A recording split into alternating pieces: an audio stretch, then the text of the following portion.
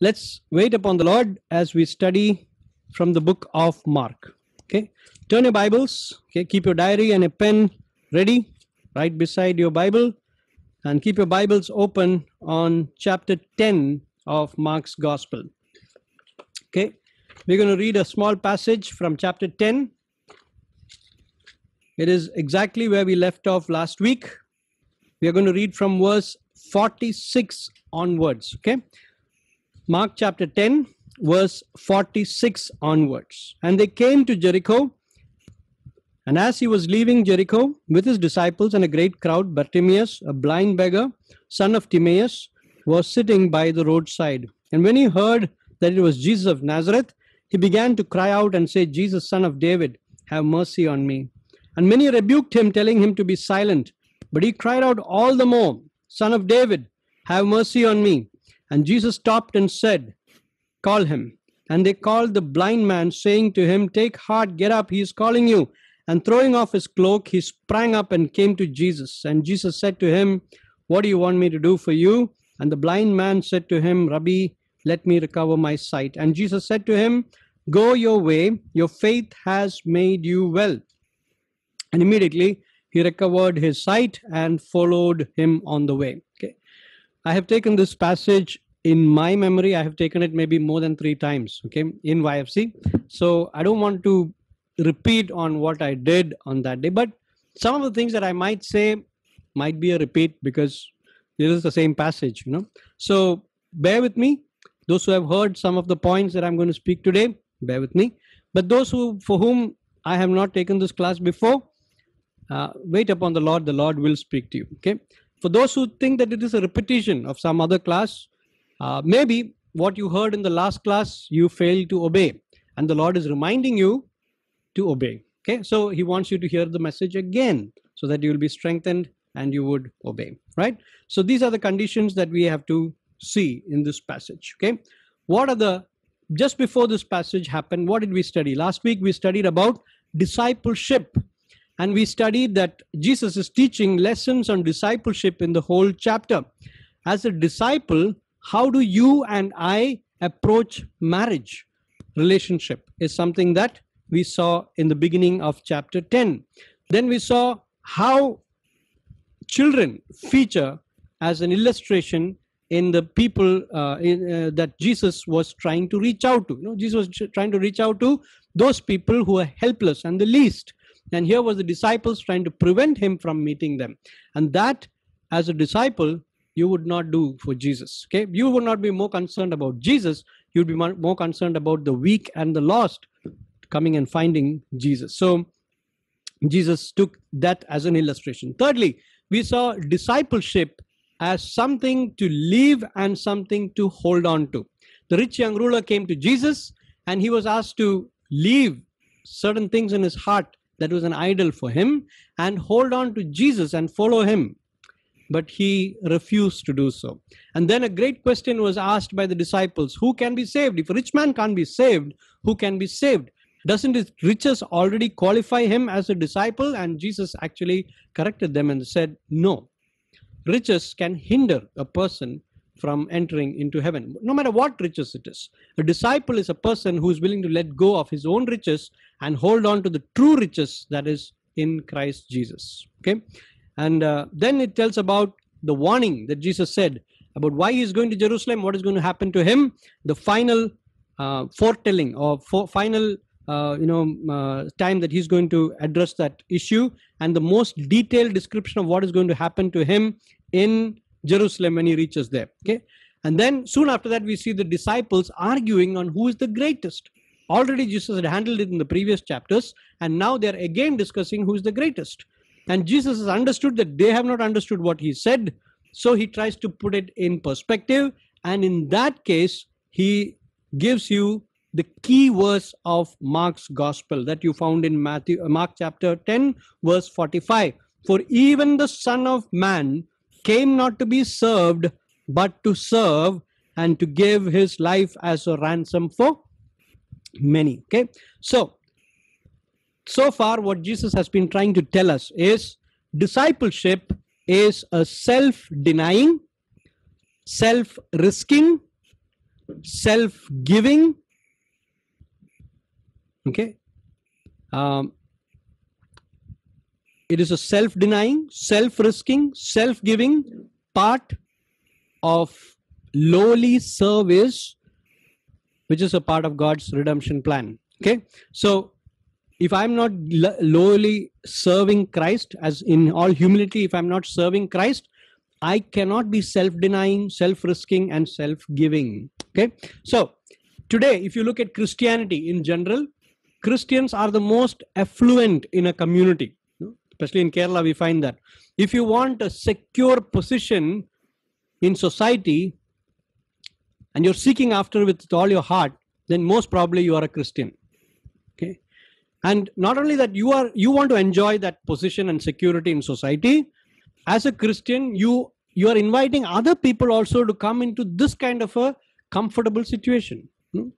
Inviting others to join us where we are and say, see, I'm secure, I'm comfortable. If you come to Christ, you also will be secure and comfortable. See? And what happens? Nothing changes in our personal lives. Nothing changes in our social relationships. Nothing changes in our religious attitudes. We are the same carnal person, but we are claiming to be a born-again Christian. See? And that does not reflect the teaching of Jesus. So indirectly, what are we doing? Politically and socially, we are inwardly corrupt. And because of that, we oppress the poor and the needy. And we do all the things that the disciples were doing in this chapter. And Jesus is not supportive of that. He actually rebukes them in this chapter twice at least. Okay. So if the disciples have not understood what Jesus was speaking then, truly today as Christians, we have not grasped what Jesus was speaking then. Okay. യേശു കർത്താവ് അന്ന് എന്താണ് പറഞ്ഞതെന്ന് ശിഷ്യന്മാർക്ക് മനസ്സിലായില്ല. ഇന്ന് യേശു കർത്താവ് എന്താണ് പറയുന്നത് നമുക്കും മനസ്സിലാകത്തില്ല. Why? When our attitude is quite different from the discipleship that Jesus is teaching in this chapter. Okay. So with that in context, with that what we did till last week, we're going to focus on this week's passage that comes from verse 46 onwards. Now, where does this miracle take place? It takes place at Jericho. He said, and they came to Jericho, and he was leaving Jericho with his disciples and a great crowd. Where were they going? They were going to Jerusalem. This was Jesus' final trip to Jerusalem. He would not come back after that because he was going to the cross. Okay, so it is final trip. Now, Jericho is 18 miles from Jerusalem. Okay, so he was going by walk, and this whole crowd, including his disciples, were following Jesus by foot. Okay, so this also happens to be the last recorded healing miracle in the book of Mark. Okay, so it is a very significant passage. Now, we also understand that in the book of Mark, chapter 10, this passage is a parallel passage that also comes in the book of Matthew and Luke. Matthew chapter 20, this same incident happens. Okay, but if you read that passage in Matthew chapter 20, you will find there are two blind people mentioned by Matthew. Okay, Matthew chapter 20 has two blind people coming to Jesus for healing. Okay, verse 29 onwards. And as they went out of Jericho, a great crowd followed him, and behold, there were two blind men sitting by the roadside. And when they heard that Jesus was passing by, said, Lord, have mercy on us, son of David. Okay, so there were two blind men, says Matthew. And they were leaving Jericho. That's the same passage that also comes in. Yeah. But in Luke chapter 18, if you take Luke chapter 18, that's also a parallel passage. Luke chapter 18, verse 35 onwards, talks about the same incident. Okay, so Matthew chapter 20 and Luke chapter 18 has the same parallel passage. As he drew near to Jericho, a blind man was sitting by the roadside begging. See, already there is a apparent contradiction is there. What is that? Matthew and Mark says as he was leaving Jericho. Luke says as he was coming into Jericho.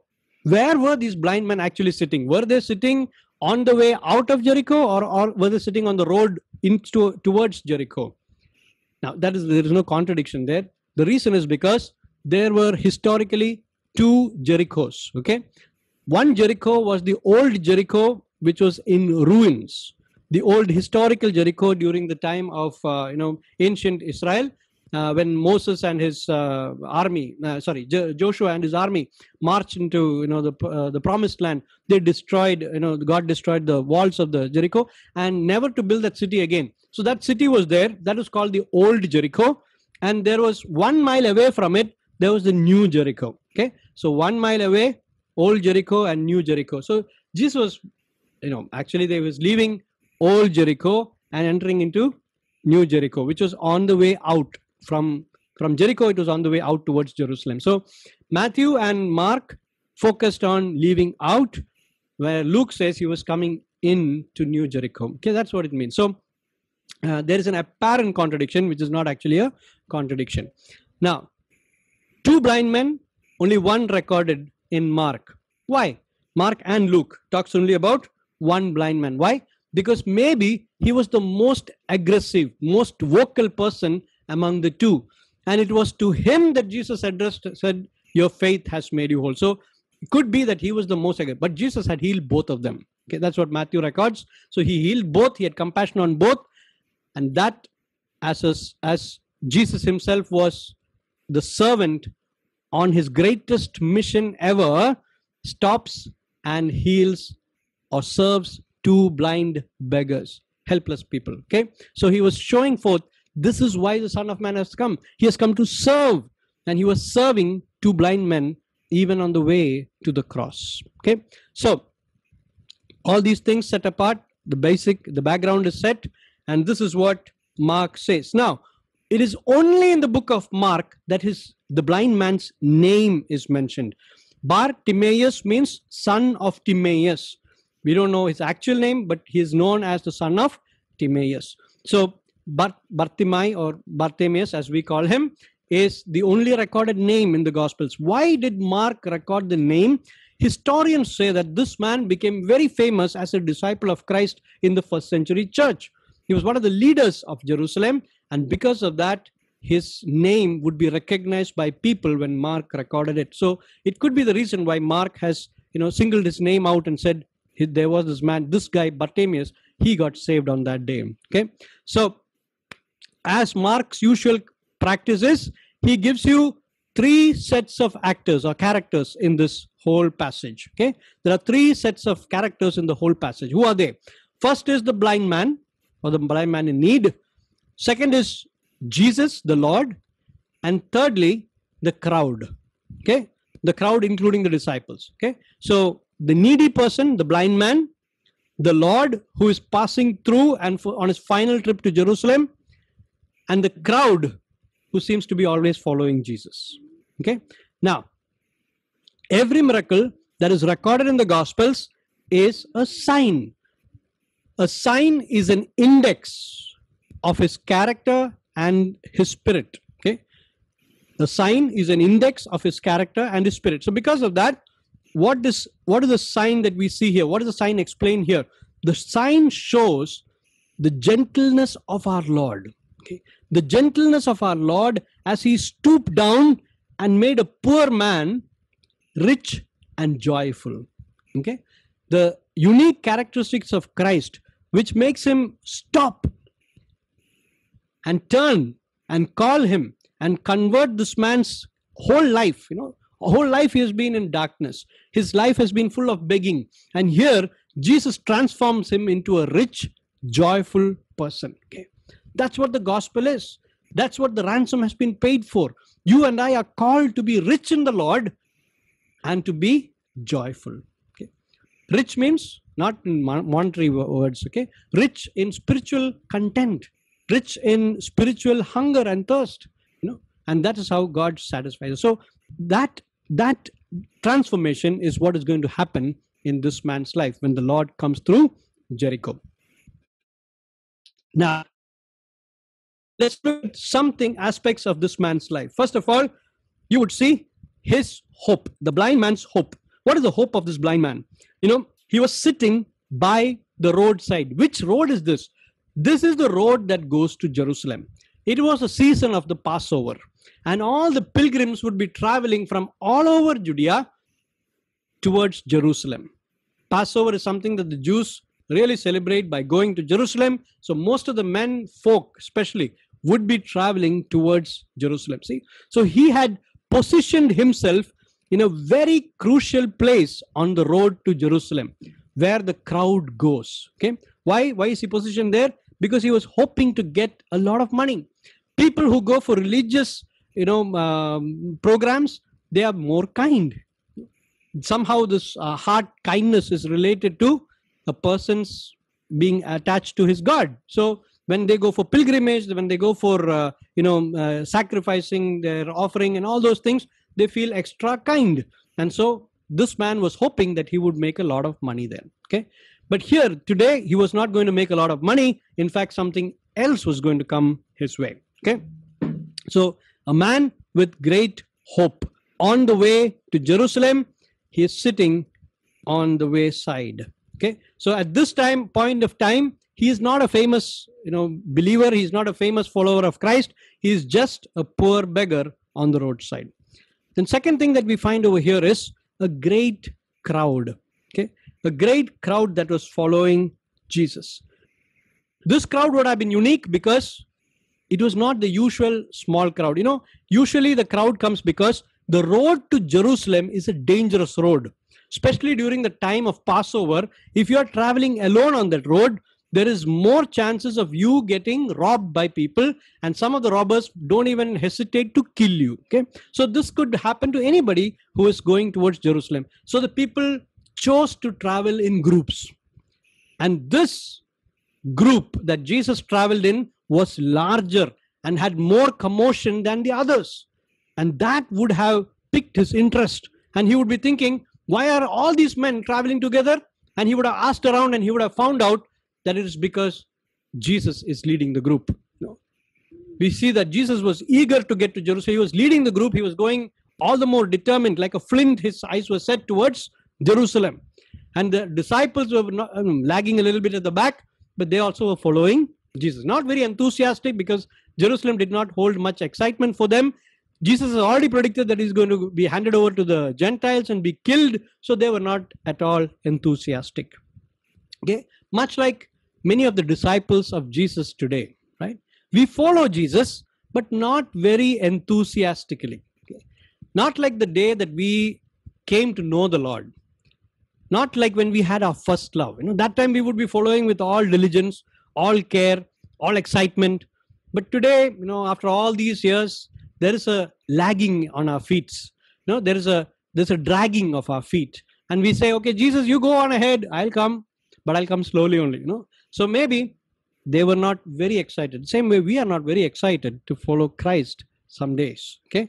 Now here, let's look at this man and how he was different. Okay. Now we find that some things about his faith is very striking, because Jesus says, your faith has made you whole. Okay. Your faith has, so his faith is very crucial. So before we get to his faith, we already saw his hope. He wanted to make a lot of money. And that day was a great day because Jesus was coming on that way. And we're going to see his faith. That is the last thing we're going to check. But before that, we're going to check out one more thing. The opportunity that he got. See, the opportunity. What was the opportunity? The opportunity was Jesus passing that way. And that was the last time Jesus would be passing that way. See, Jesus passed that way many times in the last 3.5 years. This blind man never got an opportunity to meet Jesus or to be on the way where Jesus was going. And if he had missed this opportunity, he would never ever get it again, because Jesus was going to the cross. He would never come back to Jericho again. See, so this is the only chance he would get, and the only chance he had to take advantage of to reach out to Jesus, to call out to Jesus. See, it is like a watchman waiting on the tower. Imagine if he was not prepared. What would have happened if he had not been prepared? If he had missed this, he would never ever have got his sight. He would never ever have got his healing. He would never ever have got eternal life ever in his life. See, the neglect of opportunity. Somebody said the neglect of opportunity is punished by the loss of it. Nashtapadua. Once you miss it, you may never get that opportunity again. There was this great king called Ethelred. Okay, Ethelred was a king among the Saxons. I hope Vivek and Philip will be able to tell you who the Saxons are. Okay, they are kings of England, and the Saxon king Ethelred, he was one of the worst kings ever in history. Okay, what did he do? Whenever there were people attacking his country, he was unprepared, because he was always spending time in drinking and celebrating and party. He was always unprepared whenever somebody raided his villages. Whenever somebody attacked him, some enemy attacked his country, he was unprepared. And people actually gave him a nickname, and they said Ethelred, the unready king. Okay, the unready king. He was never ready. Okay, so history shows us that unready people, they are doomed to loss and shame. See, they lose everything they have. They are put to shame. Why? Because they are never prepared. Okay, grace comes swiftly, suddenly, and we might miss it if we don't grab the opportunity. Jesus says today is the day of salvation, and if we miss that day of salvation, that opportunity may never come our way again. No, we think the knock on the door will be heard again and again. No, one day the door knocking will stop. One day the opportunity will cease, and at that time, please don't regret that I never took the opportunity to open the door when I heard the knocking on the heart that Jesus is saying in the book of Revelation, right? So Jesus is calling us. If we fail to respond, the light will fade, and the glow will cool down, and the grace will depart, and perhaps never to return again. And all the unready ones, like those wise and foolish virgins, no? The foolish virgins missed because they were unready.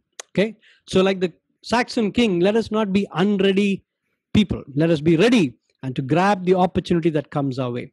So now we're going to look at the man's faith. Okay, so we saw the man's hope, we saw the man's opportunity, and now we're going to look at the man's faith. Okay, what kind of faith is he expressing?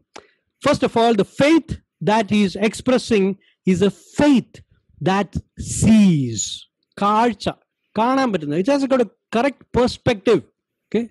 Now imagine, he's a blind man. He can't see.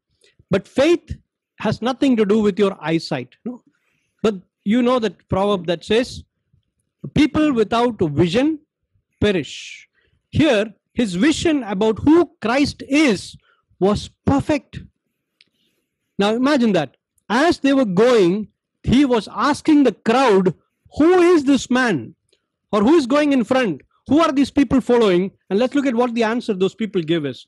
They said, when he heard it was Jesus of Nazareth. See, nobody told him anything else. They said, this is Jesus of Nazareth that is going down towards Jerusalem.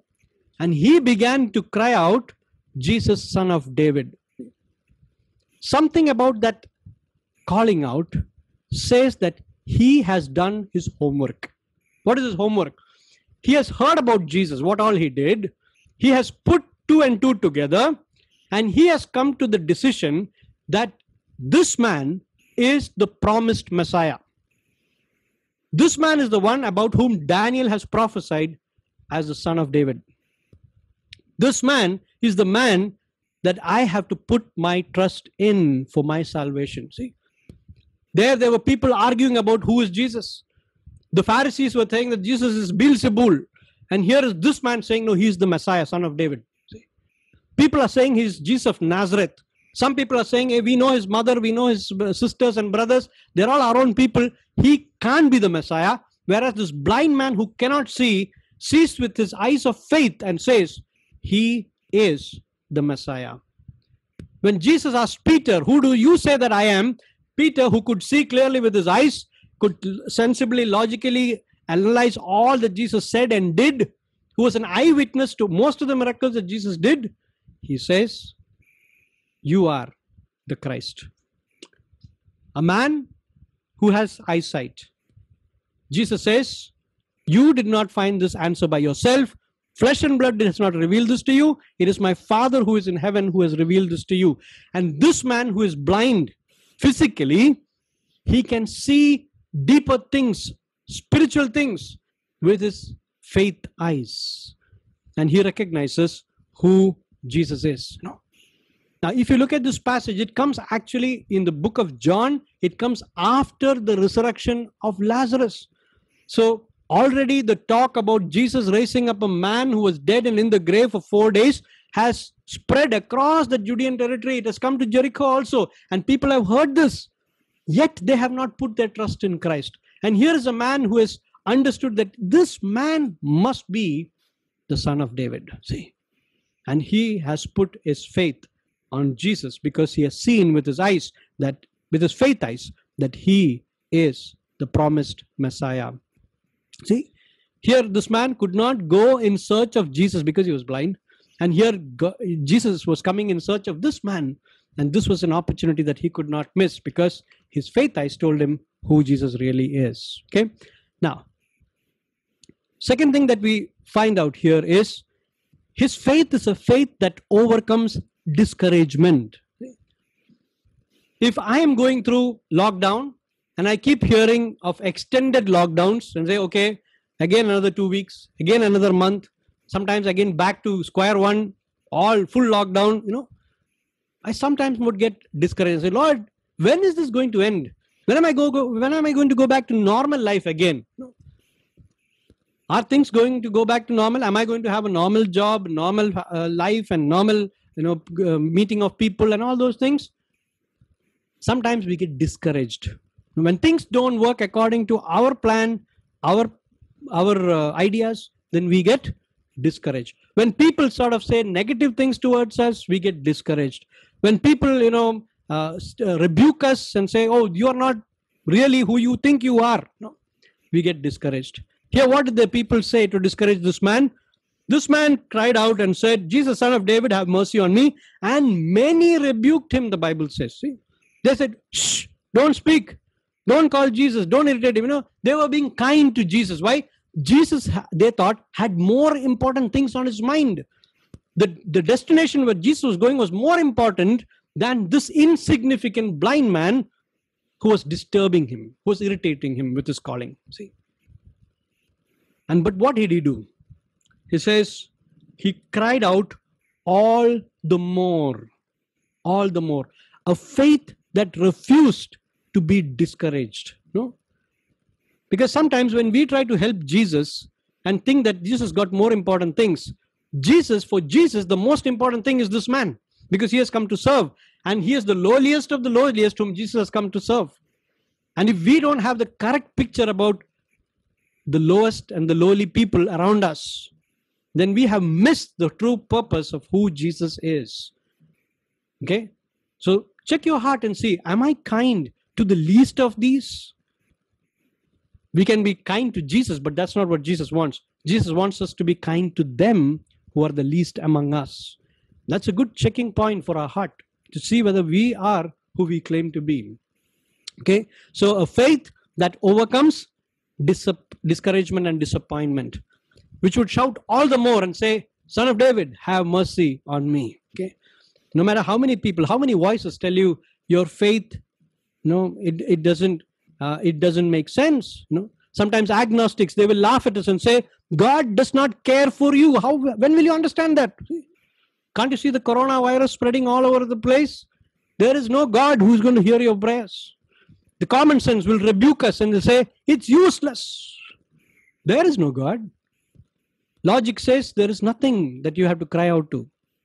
Guilty conscience within us, because we are all sinners. The guilty conscience within us will keep reminding us, it is impossible. Christ would never listen to you. Why? Because you're a sinner. And you've never given up your habitual sins. So Christ would never listen to you. See? Voices of discouragement will come from our hearts, trying to discourage us from drawing closer to Jesus. But he cried out all the more. That was the effect of the rebuke. The rebuke made him more stronger in his voice. It made him more louder. And Jesus heard him. Okay? So his faith, it looked up, it pressed on, and it persevered. That is the faith that overcomes discouragement, which stands up, which presses on, and which perseveres. And then it talks about the faith that wins the blessing. Okay. Christ stops and he turns to him and says, come here. And he leaves the shawl and he runs to him. No? If you want the blessing that Christ has in store for us, we have to let go of certain things. Things that we have been holding on to as treasures in our lives, we should be willing to give up because they are no more treasures for us. When he was a blind man, the blanket was good. It was what he sat on. It was what gave him shade. It was what protected him from rain. But now the blanket is a hindrance. Why?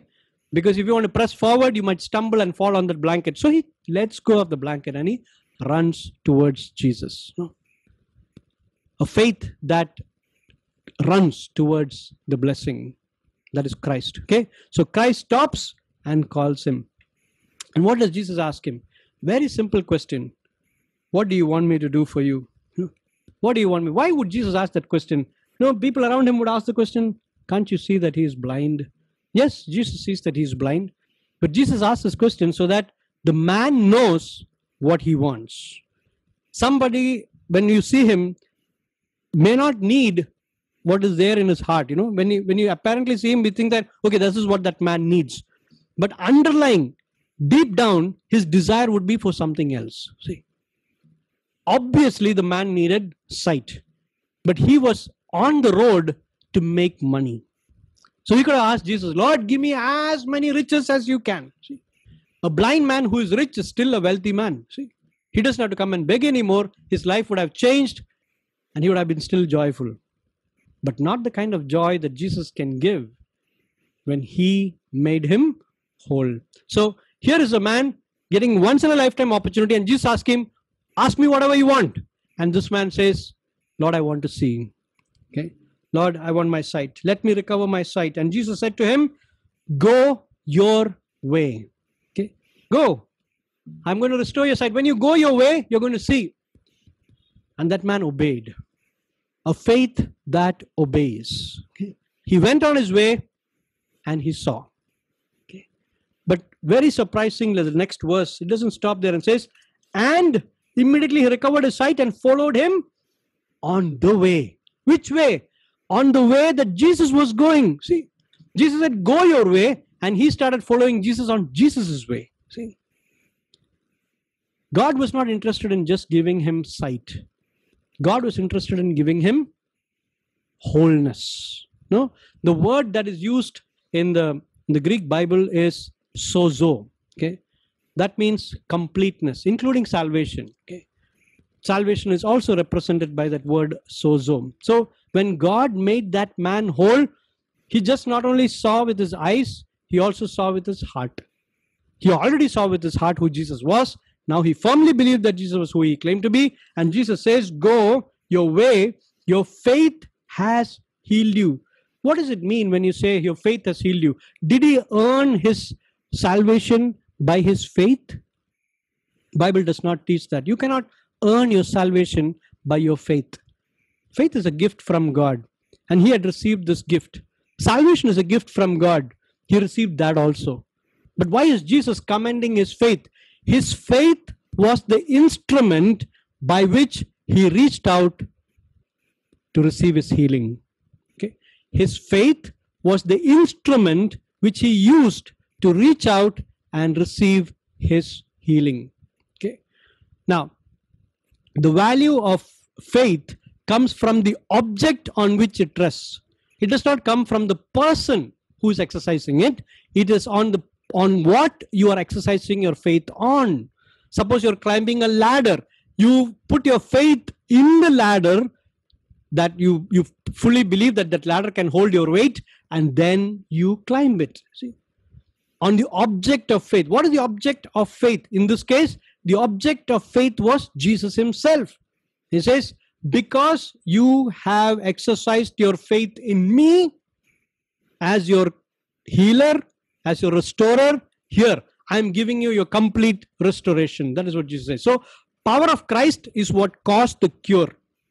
But it was applied in connection with the faith that he exercised. The power of Christ was what caused the cure. But was applied in connection with the faith that he exorcised. I'm going to give you two verses, which will help you to understand. Matthew chapter 9, there was a woman with the issue of blood. That woman is, when she's healed, that is the first person Jesus comments and says, your faith has made you whole.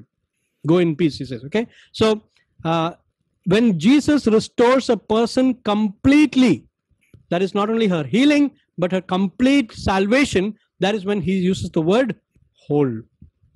You'll find it in Luke chapter 7 also, verse 50. I'm going to read Luke chapter 7, verse 50. A woman who's a prostitute comes to wipe the feet of Jesus with her tears. Luke chapter 7, verse 50.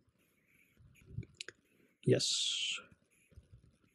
And he said to her, your sins are forgiven. Then those who were at the table with him began to say among themselves, who is this who can even forgive sins? And he said to the woman, your faith has saved you. Go in peace.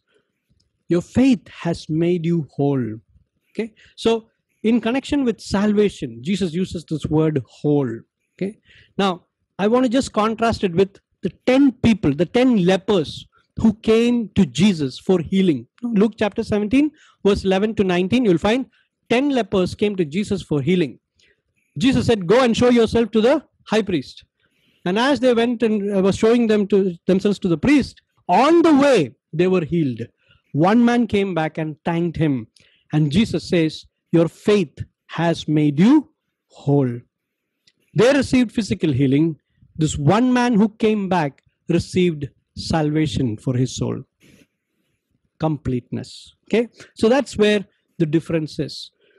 As a disciple, my confidence should be in him. It is he who has become my salvation. It is Jesus who has become my salvation. It is not my faith. I have not earned this faith. This faith has been gifted to me. When I exercise it on Jesus, I show forth my faith in him. Okay. So the object of my faith is more important. It's the object of my faith that shows me the power to overcome my struggles. Okay. So understand, when Jesus tells this man, your faith has made him whole. I want to stop here. But before I stop, I want to just compare this one man, to the disciples in the last chapter. Okay. The whole of last chapter, we have seen the disciples make a lot of mistakes in the way that they are following Jesus. But here, this man shows us something extraordinary. First of all, he identified Jesus as the true Messiah. The true identity of Jesus was known to this man. Okay. Whereas, though the disciples claimed to know the true identity of Jesus, they did not apply that knowledge into their relationship. Okay. Secondly, we understand in verse 48 that he knows what he wanted exactly. No rebukes from the crowd could keep him from going to Jesus, from moving closer to Jesus. See? Whereas the disciples were not like that. They did not know exactly what Jesus was speaking. They did not know what they wanted. They wanted to be rulers and they wanted to be kings. Here was a man who knew exactly what he wanted. Thirdly, when summoned by Jesus, he left everything and ran to Jesus. The rich young man was not willing to leave. The disciples, they claimed that they had left, but they had many more things to leave. When God calls you, when God summons you, are you willing to leave the things behind and run to him? No. When Jesus asked him the question, he was willing to exercise his faith on Jesus. When Jesus asks us this question daily, am I willing to exercise my faith on him? I came to him believing, but today my faith has cooled down. Like Paul reminds Timothy, fan to flame. It was once there, the faith that was there. When he summons you, do you draw towards him? When he asks you a question, are you exercising your faith in him? In lockdown times, when you're completely shut down behind four walls, are you exercising your faith in him? Are you completely trusting Jesus? And Jesus tells us, go, your faith has healed you. See? He did not go his own way. He came and followed Jesus. I think he was the most excited, spirited man who followed Jesus to Jerusalem. Disciples would have been going sulking, but this man would be rejoicing and following Jesus. He would have kept pace with Jesus. He would have been talking to Jesus. He would have been so excited because whether it is Jerusalem or whether it is Jericho, he has been healed and he's following Jesus. Okay, that excitement should never be lost by a disciple.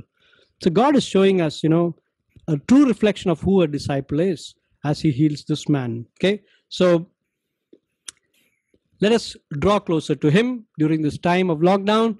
Let's look to him and say, Lord, here I am, like Bartimaeus. I draw closer towards you. I exercise my faith in you. Open my spiritual eyes that I may be able to see who you really are, to trust you and take you for every word that is spoken from your mouth, and to rejoicingly follow you every day of my life. Whether you're going to lead me to Jerusalem, to more and more trials, or you're going to lead me to a heavenly kingdom, that doesn't matter. As long as I'm faithfully following Jesus, that is all that matters. Okay. So, as a disciple of Christ, let us fix our eyes on Jesus and follow him. Okay. Let us close our eyes and let us pray. Heavenly Father, we thank you for this man who grabbed the opportunity. Help us to see the opportunities that are all around us. Because the opportunity maybe comes only once. People who are in need, calling out to us. People who are lost, searching for a savior. People who are lonely, searching for comfort. Father, help us to see the opportunities that you're bringing towards us. Our friends, from among our relatives, from among our close ones, from among our family members, those who are searching for Christ. Help us to see the opportunities that you're bringing to us. These are the days of grace. And God wants us to take his grace to the ends of the world. It doesn't matter whether we are in lockdown or we are in our own house. God wants to see the opportunity that God is going to give us. Pray that God would not allow this opportunity to slip from your hands. Father, we want this faith that overcomes discouragement. The voices around us are trying to discourage us from following you faithfully. They're discouraging us, saying that God does not care. God does not answer your prayers. Some of the voices are saying there is no God up there. Why are you wasting your time? Father, help us to be overcomers in our faith. To shout all the more louder and say, my God is alive. And he is victorious. And he will see me through. The Lord stops and he turns and he calls me to draw closer to him. As I draw closer to him, show me what are the things that I should leave behind. The things that are stinking. Once they were a blessing to me, but no longer I have to leave them and draw closer to Christ. Maybe even the good things that you consider in your lives may be a hindrance for you to follow Christ. And it's time to leave them behind and follow Christ. Say, Lord, to draw one more step closer to you. Help us, O Lord, to be commended for our faith as Jesus commended this man. Help us to follow Jesus even to Jerusalem. In all the sufferings, in all the trials, help us not to give up, but to keep on following Jesus. We thank you and we praise you for the example that this man gives for discipleship. Help us to be eager to follow you all the way. In Jesus' precious name we pray. Amen.